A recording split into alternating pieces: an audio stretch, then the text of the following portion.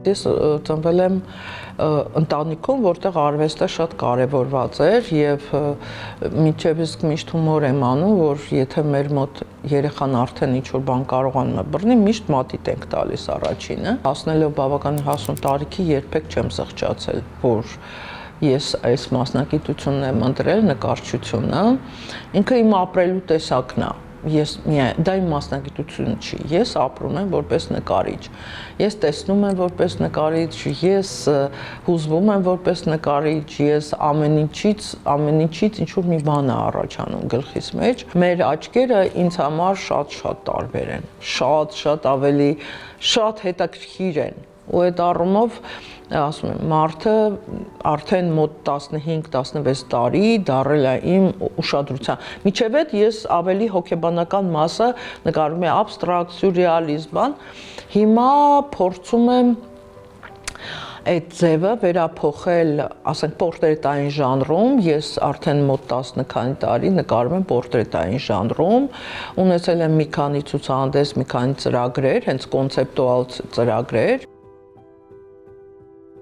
Հայրս ճարտարապետ էր, ինքը սկզբից քանդակագործականում էր սովորել Մոսկվայում, հետո պատերազմից հետո ճարտարապետ, հետո դառավ ինժեներ, ու մեր մոտ ցենց է կանայք նկարիչներ են, տղամարդիկ ճարտարապետ, եղբայրս ճարտարապետ է, իր տղան ճարտարապետ, աղջիկը նկարիչ։ Ես ուղղակի անընդհատ չեմ կարող ցենց հանգիստ անտարբեր նայեմ իրականությանը, ու ես ուղղակի ընտրել եմ, որ ամեն դեպքում ես տեսնելու եմ կյանքի լավ կողմերը, ես որոշել եմ էներգիա տամ միայն լավ կողմին, վատը կա ու կա, ինչը սնում ես, դա էլ շատանում է, ես ուղղակի այդ սկզբունքն եմ իմ կյանքում վերցրել և ինձ համար այդպես հետաքրքիր է ապրել, էլի, մեծ հաշվով և փոքր հաշվով էլ, ես ամեն ինչից զարմանում եմ, միշտ, ասենք, չկա մի բան, որ ինձ դե լավ, ես մենակ չարից չեմ զարմանում իմիջիայլոց, տենց արդեն այնքան ստաբիլ չարը սենց միշտ մեզ տրվում է, որ ես էլ չեմ զարմանում, ուղղակի ես ունեմ գլխիս մեջ մի հատ սենց վիճակ, որ ամեն ինչ պետք է հավասարակշռվի։ Ես միշտ եմ նկարել, այսինքն այնց չի, երեխաս ծնվել է նկարել եմ, ես մայրս հայրս մահանալուց են եղել նկարել եմ, միշտ նկարել եմ, ես չեմ հավատում, երբ որ ասում են, վայ, պայմաններս հարմար չի, վայ, գործերս նենց չի, ես չի, են չի, ես նկարել եմ միշտ, մեռնելով նկարել եմ, ուրախանալով նկարել եմ, տխրելով, ու դա համարում եմ իսկական նկարիչ լինել։ Մենք ամեն ինչը ոնց որ վերափոխում ենք, դարձնում ենք նկարչություն։ Այդ ոնց որ այդ ամբողջ վերաիմաստավորումները իմ մոտ միշտ դառնում են նկարչություն։ Ու իրանք ոնց որ դուրս են գալի քո մեջից, ու դու էլ չես ծանրացնում մեծ հաշվով։ Հա, էլի մտածում ես, նենց չի, որ սենց դուրս եկավ, սենց պահի տակ, բայց ինձ համար շատ հետաքրքիր ձևով ոնց որ փսիխոանալիզի գնաս, երբ որ դու հանում ես, նկարում ես, թեթևանում ես արդեն, էլի ասենք նույն այդ մորս ու հորս մահվան այդ ընթացքում նկարելը, դա մի հատ լիցքաթափում էր, որ ես ուղղակի չէի կարում այդ ծանրություն, ես շատ ջերմ եմ եղել իմ ծնողների հետ։ Արվեստը առանց սնուցման ինքը կարա կորի։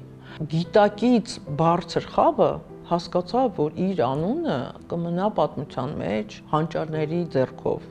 որ իրենք կարողացել են այդ հանճարներին աճեցնեն։ Նույնը հեղափոխության շրջանում, հա, 17 թվի,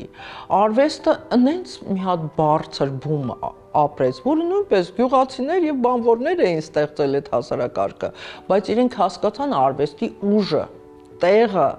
և վերջապես, երբ որ դու գնում ես ինչ-որ երկիր, հա, կարող անդեղի ուտեստները քեզ հետաքրքրի, բայց դու գնում ես այնտեղի արվեստը, ճարտարապետությունը, մտածելակերպը այդ դաշտում տեսնելու։ Ես առաջարկում եմ, դա իմ առաջարկը չի մեծ հաշվով, որովհետև դա Եվրոպայում արդեն դրված կա։ Փոքր տարիքից երեխաները նստում են հատակին, դնում են ականջակալները և ուսուցիչը իր չափով բացատրում է արվեստը։ Իհարկե շատ հեշտ է ղեկավարել մարդկանց, որոնք մենակ ուտել են ուզում։ Ես դա հասկանում եմ։ Բայց